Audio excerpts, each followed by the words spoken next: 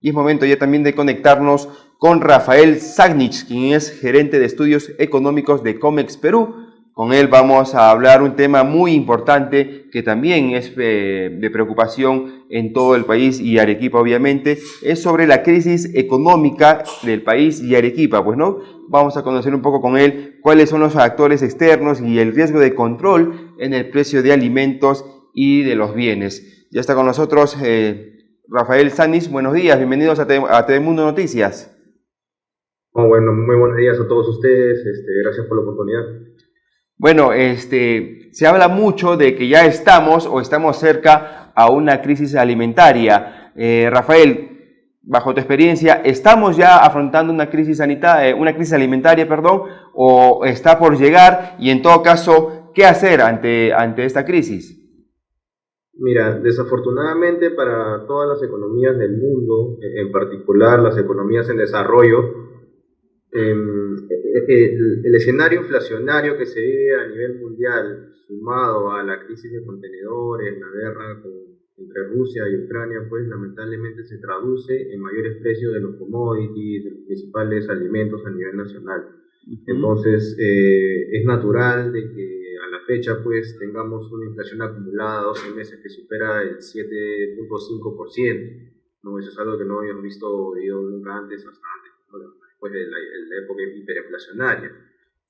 Todo esto se traduce pues naturalmente en menores compras o inclusive a efectos de un mayor incremento en los precios de los fertilizantes para lo que son los alimentos, la urea en particular que importamos desde Rusia hasta el año pasado y que hoy en día pues estamos empezando a importar en mayor cuantía de China u otros países proveedores, está mucho más caro.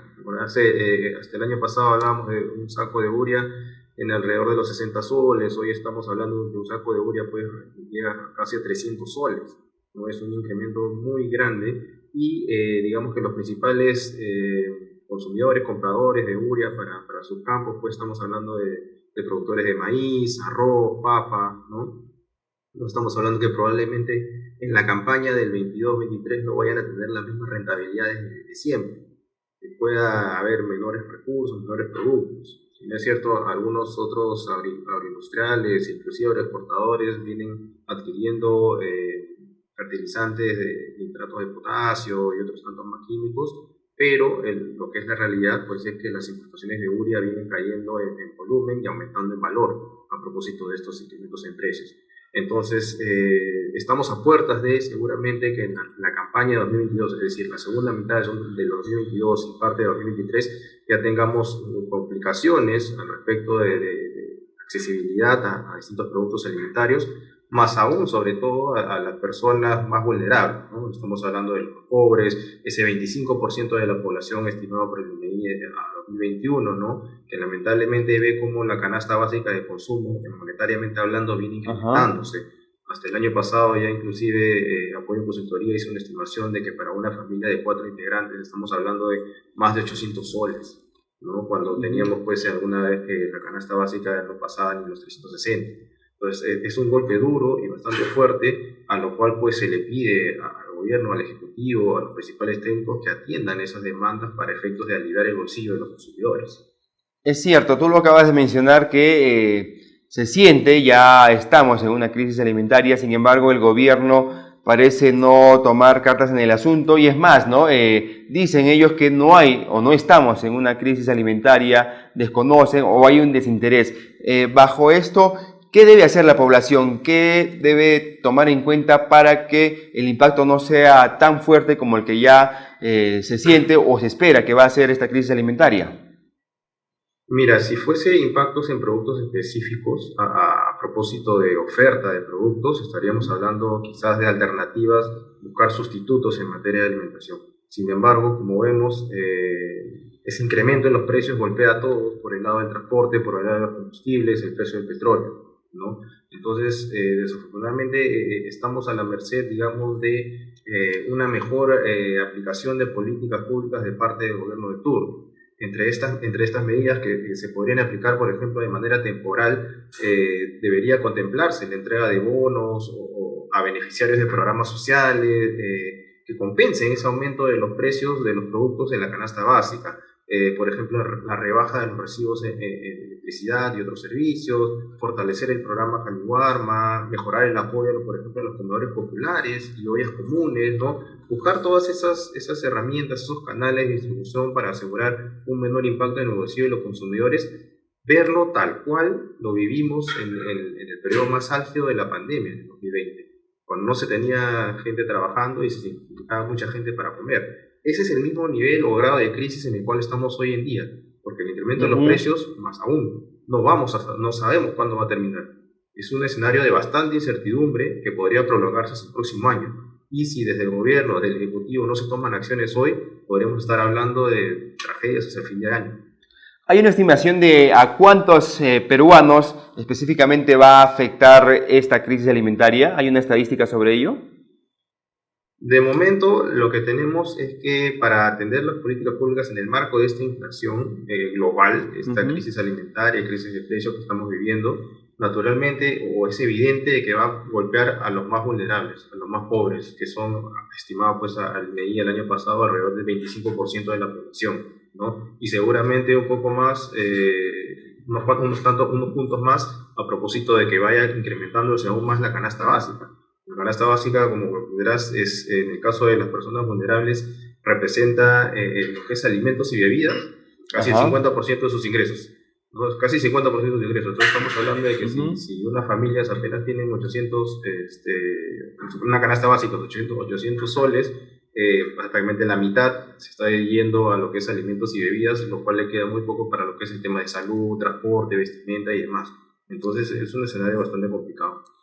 Ante esta crisis, seguramente también los peruanos van a ver la forma de salir adelante o de amortiguar este impacto en cuanto a la crisis alimentaria. Desde tu punto de vista, desde tu experiencia, ¿qué recomendaciones o qué podría hacer un poblador de a pie para poder amenguar este impacto de la crisis alimentaria en el día a día, ¿no? Mira, definitivamente optimizar los ingresos con los que cuentan, ¿no? Minimizar o reducir gastos superfluos o, por ejemplo, gastos de ocio. Si bien es cierto, todos necesitamos un espacio de ocio y entretenimiento, pero a propósito de la coyuntura en la cual estamos, así como estuvimos en la época de pandemia, en la cual se restringieron por efectos de una cuarentena, ¿no? El acceso al ocio, el gasto en ocio, en viajes, otros tantos más, podríamos quizás los consumidores, nosotros los ciudadanos de a pie, ser un poco más conscientes al respecto de nuestros gastos, ¿no? Igual, buscar alternativas de compra, buscar lugares en los cuales tengamos un mayor acceso, que nuestros ingresos puedan tener un mayor acceso a las compras de alimentos, buscar estos mercados itinerantes que en algún momento se establecieron, pues, ¿no? en pandemia, que también se pueden establecer nuevamente, ¿no? Buscar, finalmente el peruano logra salir, pues, ¿no? de los problemas y de las batallas, pero claro, finalmente tenemos, pues, un escenario de incremento en los precios que no sabemos cuándo va a terminar, y como sabemos todos, pues, la incertidumbre que nos reina hoy en día, pues, es veneno para la economía, no solamente visto por el lado de inversiones de pequeña, micro, gran empresas, sino también para las decisiones de consumo de las familias. Entonces, hay que tomar acción en eso. Ahora, Rafael, siendo conscientes de la desidia y del poco interés que tiene el gobierno, primero en aceptar esta crisis y a partir de ello darnos a conocer por lo menos un plan de trabajo ante ello, ¿cuál crees tú que debe de ser la solución o qué debe tomar en cuenta el gobierno para empezar o prepararnos para afrontar de mejor manera esta crisis, teniendo en cuenta cómo se maneja hoy en día el presidente Pedro Castillo? Bajo tu experiencia, ¿qué acciones debería tomar el gobierno para poder afrontar esta crisis alimentaria? Sí, mira, de plano, descartar medidas de atención general a la población, porque es natural que una parte de la población, más del 60% de la población, o 50% de la población, va a poder de alguna manera mermar, surcar estas aguas que hoy en día estamos, ¿no? Porque tenemos ingresos, ¿no? Pagan a tiempo y demás. Sin embargo, a efectos de atender a las personas más vulnerables, como te decía hace un rato, hay que buscar medidas focalizadas en la atención a ellos, porque ya vimos que con una reducción del IGB de determinados productos no se iba a solucionar, una reducción en el precio de los combustibles, o un aumento en el salario mínimo, que son apenas 3% de la población económicamente activa que gana alrededor del salario mínimo, pensando en casi 1.200 soles, que hoy en día la canasta básica de consumo supera los 800, ¿no? Pero atender medidas, como te decía hace un rato, aplicar medidas de manera temporal ver esta crisis, esta situación como lo que estuvimos en pandemia. Que el Estado se meta la mano al bolsillo y pueda salvar de alguna manera, aliviar los bolsillos de los consumidores, de los más vulnerables nuevamente, contemplando bonos asistenciales, mayor cobertura en los programas sociales, por ejemplo, aliviar los gastos en materia de recibos de electricidad, conjuntamente pues, ¿no? con las empresas, pidiendo ahí encadenamientos, fortalecer el programa Jaliwarma, que decía hace un rato, mejorar el apoyo a los comedores populares, que están bastante cercanos a la población más vulnerable. O sea, canales existen, pero tienen que ponerse a trabajar y salir a pie.